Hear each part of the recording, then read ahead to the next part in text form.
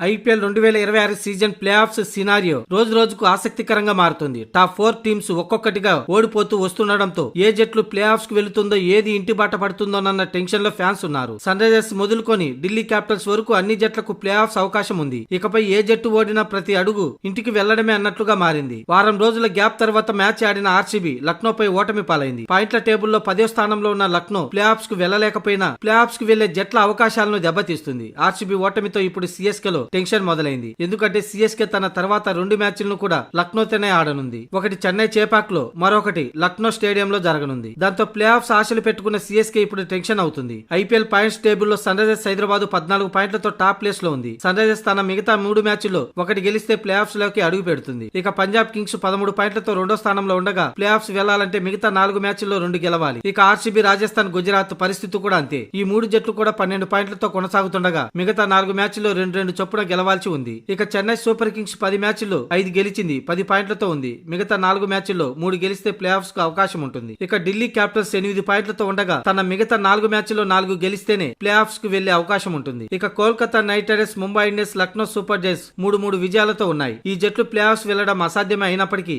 Play offs కు వెళ్లే జట్ల అవకాశాలను దెబ్బతీసే ఛాన్స్ ఉంది.